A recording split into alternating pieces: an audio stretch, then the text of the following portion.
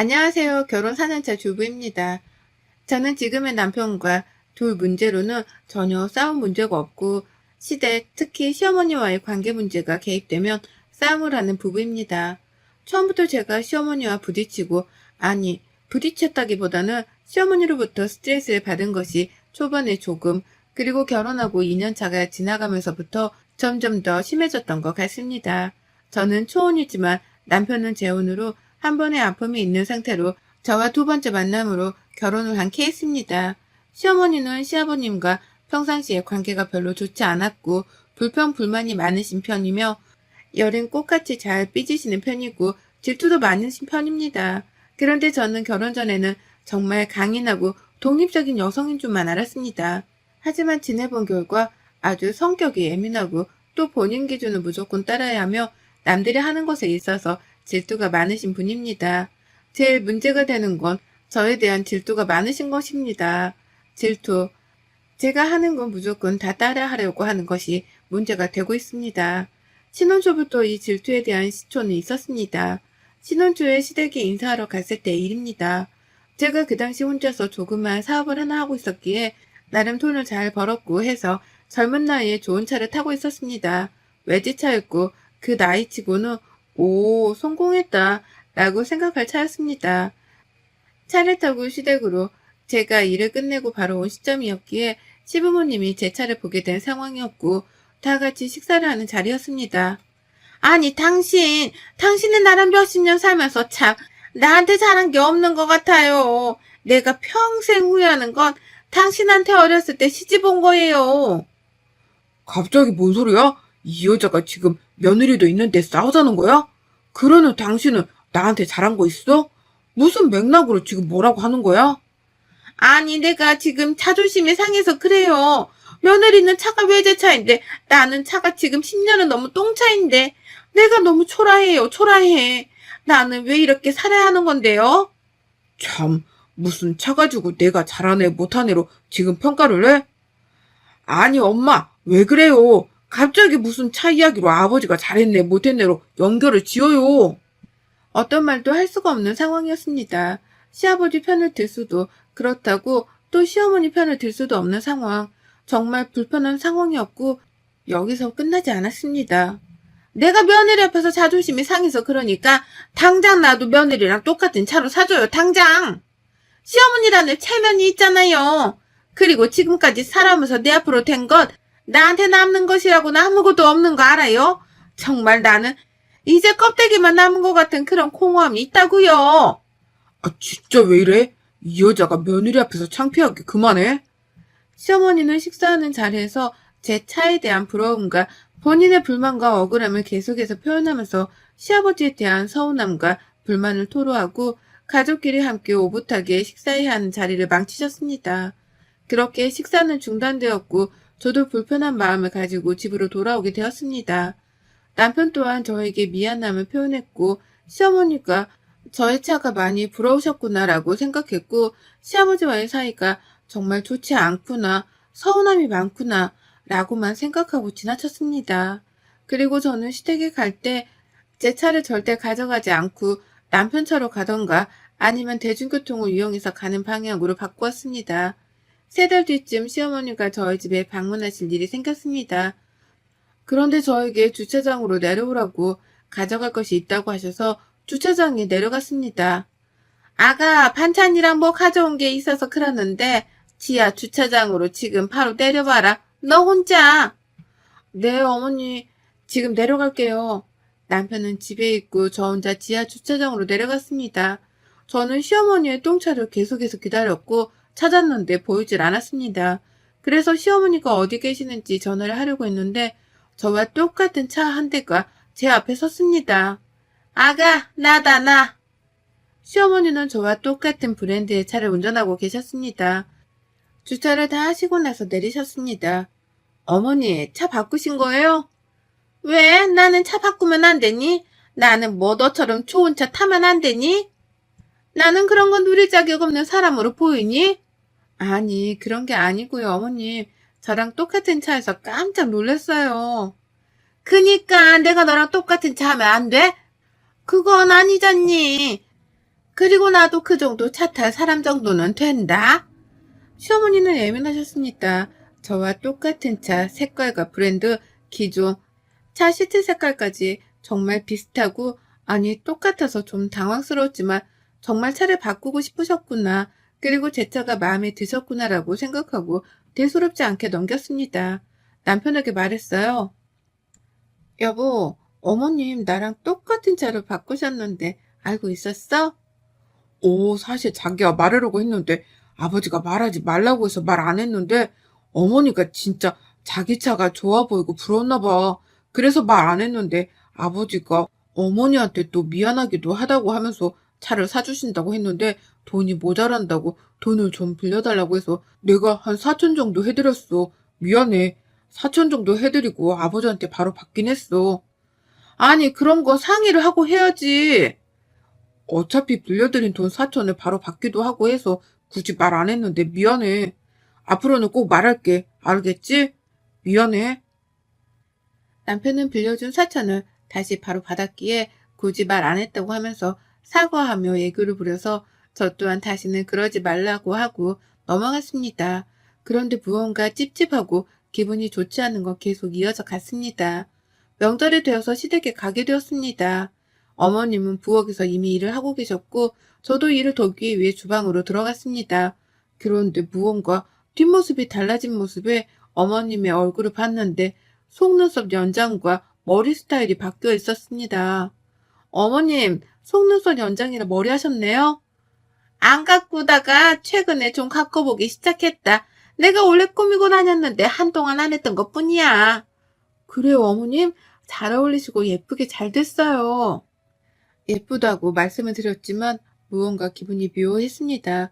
꼭 제 모습을 보는 것 같은 묘한 느낌. 20분 뒤 조금 늦게 도착한 형님이 오셔서 어머님을 보고 한마디 하셨습니다. 어머, 어머님, 저 순간 뒷모습만 보고 동서인 줄 알았어요. 잘못 봤으면 동서 하고 말할 뻔했어요. 그러니? 근데 내가 쟤보다 이쁘지? 얘는 말을 해도 참, 나도 왕년에는 진짜 예뻤다. 형님은 시어머니의 반응과 말을 듣고 머쓱해 하셨고 저에게 따로 한마디 하셨습니다. 아니 동서, 어머님 진짜 동서인 줄 알았어. 이상하다. 차도 똑같이 바꾸고 머리 스타일이고 속눈썹 연장이고 어째 동서를 따라하는 것 같아. 차는 원래도 사고 싶으셨다고 했고요. 헤어스타일이나 속눈썹 연장은 뭐 스타일 겹치는 경우도 많으니까요. 형님에게는 괜찮은 듯 말했지만 사실 기분이 묘하고 좋지 않았습니다. 하지만 뭐 여자라면 예뻐지고 싶고 아름다움에 대한 고민과 도전을 계속되기에 어머님도 여자니까 그럴 수 있어 라고 생각하고 넘겼습니다. 그런데 기분 묘한 사건들은 계속해서 이어졌습니다. 어머님이 어느 날 저희 집에 반찬을 가져다 주시러 오셨습니다. 시어머니는 젊은 세련됨을 갖춘 모습으로 오셨어요. 어머님, 오늘 어디 가세요? 정말 이쁘게 하고 오셨네요. 원래 내가 이뻤다. 뭐 다른 때는 안 이쁘게 하고 다녔다는 거니?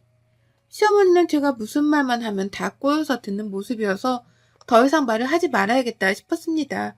반찬을 두고 가시려는 줄 알았는데 갑자기 제 옷방으로 들어가시더니 옷 구경을 하시겠다고 했습니다. 너는 진짜 옷도 많다. 우리 아들은 옷도 없는 것 같더만 좀 돈 좀 아껴 쓰고 옷은 어디서 사는 거니? 어머니, 저 옷 비싼 거 안 사요. 다 저가 브랜드인데, 그리고 옷 이 정도면 없는 거예요. 나는 여태 세네 벌로 돌려서 입고 했는데, 이 정도가 많은 게 아니고, 그럼 적은 거니? 저가 브랜드 어디 있니? 아, 땡땡에서 사요. 세일할 때 사고, 신상품은 사지도 않는데요, 뭘. 시어머니는 한바탕 저의 옷장을 구경하시고, 화장품도 보시고, 잔소리 한바탕 하셨습니다. 그러고는 갑자기 저의 화장대에 앉더니 다이슨 드라이기를 들더니 이건 잘 되니? 이걸로 드라이하고 손질하면 네 머리처럼 되는 거니? 라고 말씀하시는데 순간 좀 기분이 좋지 않고 소름이 돋았습니다. 네? 저는 고데기도 하고 다이슨 사용할 때도 있고요. 어머니, 다이슨 가지고 싶으세요? 내가 뭐 가지고 싶으면 다 사지. 못 사서 물어보는 거 같니? 그냥 이걸 쓰면 너랑 똑같이 머리가 되는지 물어본 거다. 머릿결에 따라 뭐 다르겠죠. 시어머니는 한바탕 저의 옷장과 화장대를 관찰하시고는 다이슨 드라이기로 본인 머리 손질까지 하시면서 거울로 저를 곁눈질로 바라보시고 외모 케어를 하시다가 집으로 갔습니다. 묘한 기분, 그리고 묘한 분위기, 묘한 느낌은 계속해서 이어졌습니다. 기분이 좋지 않았고 무언가 저를 따라하는 것만 같은 느낌과 함께 저를 굉장히 질투한다라는 느낌이 들어서 이대로는 안 되겠다 싶었습니다. 그래서 어떻게 해야 할지 정말 많은 고민을 했습니다. 계속해서 이렇게 묘한 분위기와 질투를 하는 시어머니를 계속해서 받아낼 자신도 없고 긍정적으로 잘 풀어나가야겠다 싶었습니다. 시어머니께 어느 날 전화를 드리고 브런치 데이트를 하기로 약속했습니다. 어머님, 날씨도 좋고 한데 우리 브런치 카페 가서 식사도 하고 시간 좀 보내게 나오세요. 네가 웬일이니? 알았다. 그럼 이따가 거기서 보자. 꽤 핫하다는 장소로 어머님을 불렀고 만나기로 하고 즐거운 시간을 보내보기로 했습니다. 그런데 시어머니가 약속된 장소로 오셨을 때 깜짝 놀랐습니다. 저의 늙었을 때의 모습을 보는 것 같은 정말 똑같은 비주얼로 경악을 금치 못했습니다. 좋아하는 연예인이 있으면 따라하듯이, 그리고 좋아하면 닮아가는 듯이, 또 정말 닮고 싶은 사람이 있으면 따라하면서 도플갱어라는 말이 나오듯이 시어머니의 모습을 보는데 제 모습이 보였기 때문입니다. 그런데 좋은 의도로 닮음이 아닌 소름 돋을 그런 의도의 닮음이었습니다. 어머니, 여기에요. 옷이랑 신발이랑 못 보던 건데 정말 신세대스럽네요. 저번에 너네 집 가서 네 옷장에서 본 옷들로 좀 골라봤는데 어떠니? 예쁘니? 네? 저랑 똑같은 옷을 일부러 사신 거예요? 왜요? 일부러 사다니. 원래 내 취향이다. 그동안 내가 입고 살았던 거지. 네가 나를 만나서 지금 내 취향을 무의식 중에 따라하게 된 거지. 지금 누가 누구를 따라했다고 보는 거니? 시어머니는 본인 취향이었던 것이고 본인이 양육하고 가정에 헌신하는 동안 입고 있었던 취향이라면서 시어머니가 저를 따라한 것이 아닌 제가 시어머니의 취향을 따라하고 있었다라고 말씀하셨습니다. 순간 시어머니가 안쓰러웠습니다. 처음에는 시어머니가 왜 저러는 건지 소름도 돋고 밉고 병적으로 보였습니다. 물론 지금도 안쓰럽다 보는 것이 마음의 상처와 마음의 병적인 시선으로 바라봐지고 있습니다. 같은 여자로서 아름다움에 대한 추구와 함께 관심을 꾸준히 가지고 표현하고 싶었는데 억눌린 채 살아간 것에 대한 억울함과 갈망이 온전히 느껴졌습니다. 어머니 지금도 충분히 아름다우세요. 이 자체로도 예뻐요. 지금 나 놀리는 거니? 무슨 소리를 하는 거니? 시어머니는 처음 칭찬과 아름답다라는 말을 듣는 사람처럼 부끄러워하시면서 눈맞춤을 피하셨습니다. 저와 똑같은 코스프레를 한 것 같은 모습을 한 시어머니와 함께 데이트를 행복하게 보내고 집으로 돌아오는 길에 알 수 없는 복합적인 감정으로 눈물이 흘렀습니다. 시어머니의 지금까지 행동이 이해가 갔습니다. 왜 내가 하는 것들, 그리고 내가 가진 것들에 질투를 느끼고 표현을 그렇게 했는지. 시어머니는 20대 초반에 시아버지와 혼전 임신으로 결혼하셨고 시댁살이와 함께 가지고 싶은 것, 그리고 20대 초 가장 예쁠 나이에 육아에 찌들어서 예쁜 꽃인 상태로 집안에만 계셨습니다. 그때 누리지 못한 것들에 대한 그리움과 억울함이 저에게 투영되었던 것 같습니다. 물론 그 감정들을 저에게 투영해서 푼다는 것, 건강하지 못한다는 것을 압니다. 하지만 건강하게 푸는 방법을 모르시기에 그렇게밖에 풀지 못하는 것이라는 것을 이해가 되는 저는 안쓰러움과 잘 해드려야겠다는 마음이 생겼습니다. 집에 와서 남편과 어머님은 남편을 양육할 때 어떠했는지 물었습니다. 우리 엄마는 뭐 내 기억에 항상 집에서 밥만 하고 청소, 우리 보살핌만 했던 걸로 기억이 나. 항상 그냥 질끈 하나로 묶은 머리와 검정 티에 검정 바지, 예쁘게 꾸며본 적이 없고 손에 물 묻힐 때가 많아서 손도 거칠고. 근데 자기야 왜? 아니 갑자기 어머님이 너무 여자로서 안쓰러워서 20대 꽃다운 나이에 결혼을 해서 시댁살이에 독박육아까지 정말 힘들으셨을 것 같아. 그리고 20대 초부터 시작해서 30대 초반, 중반, 후반, 그리고 40대가 되어가면서 이제 꾸미고 싶을 때에는 이미 노화가 시작되었고 무심한 성격의 아버님 또한 다정다감하게 잘 챙겨주지도 못했으니 그 분노와 억울함, 서운함이 나에게 투영되었나 이런 생각이 들어서 안쓰럽고 마음이 아프더라고. 자기야, 우리 엄마가 그렇게 행동하는 게 미울만도 한데 너무 고마워. 자기는 진짜 천사야. 시어머니가 너무 안쓰럽고 잘 해드려야겠다는 생각에 립스틱도 사다 드리고 제가 옷 쇼핑을 하거나 화장품 쇼핑을 하면 꼭 하나씩 더 사서 어머님께 선물도 하고 나름의 마음을 표현하는 시간을 보냈습니다. 그러던 어느 날 남편의 카드 명세서가 두껍게 우편물에 온 날 왠지 뜯어보고 싶은 생각이 들었습니다. 저희 부부는 각자의 돈 관리를 하면서 공동 생활 관리비만 따로 모아서 경제 관리를 하고 있었기에 각자 개인의 카드 명세서나 우편물은 각자가 뜯어보고 관리했습니다. 그런데 유독 그날은 뜯어보고 싶은 마음이 생겨서 뜯어보았는데 카드 명세서의 내용과 납부해야 할 카드값을 보고 깜짝 놀랐습니다. 월 1,000만 원이 넘는 카드값과 카드 사용의 출처는 에스테틱과 가방, 옷, 화장품들의 구매였습니다. 그것도 다 여성용이었습니다. 저한테 선물한 적도 없었는데 이것들의 출처는 다 어느 곳인지 의심이 들기 시작했습니다. 나 몰래 지금 여자가 따로 생긴 건가? 손이 떨리고 당장 남편에게 묻고 싶었습니다. 퇴근 후 남편과 함께 식탁에 앉은 상황에서 카드 명세서를 남편에게 들이밀었습니다. 남편은 매우 당황한 모습이었어요. 아, 이게 자기야, 사실은 엄마한테 다 쓴 거야. 뭐? 어머님? 무슨 어머님한테 지금 1,000만 원이나 써? 아니, 당신도 우리 엄마 불쌍하다고 했잖아. 여자로서 꾸밈도 못하고 살고, 그래서 나도 엄마한테 좀 썼지. 그래도 이건 아니지. 정도라는 게 있고 기준이 있잖아. 그리고 어머님도 그래. 우리 형편 아시는데 무슨 1,000만 원씩이나 쓰셔? 그리고 아버님은 뭐 하시고. 이건 아니잖아. 당신이 꾸며주고 케어해줘야 할 사람은 어머님이 아니라 나야. 물론 어머님도 신경을 써야겠지만 이렇게 월 1,000만 원씩이나 아름다움을 위해서 투자해주는 게 와이프가 아니라 본인 엄마라는 건 좀 문제가 있지 않아? 자기도 우리 엄마 불쌍하다고 했잖아. 난 그래서 이 정도는 자기도 괜찮다고 생각할 줄 알았어. 남편은 제가 시어머니가 여자로서 불쌍하다고 말하면서 잘 해드려야겠다라고 말한 것에 있어서 이렇게 시어머니에게 돈을 쓰는 것을 암묵적 동의를 했을 것이라고 치부했습니다. 말이 나오지 않았습니다. 화도 나고 사준다고 다 받고 또 요구하는 시어머니도 정말 이해가 가지 않고 시아버지로부터 시어머니 그리고 남편이 미웠고 잠깐이나마 시어머니를 여자로서 불쌍하게 생각했던 제 자신이 갑자기 한심하게 느껴졌습니다. 시어머니께 찾아갔어요.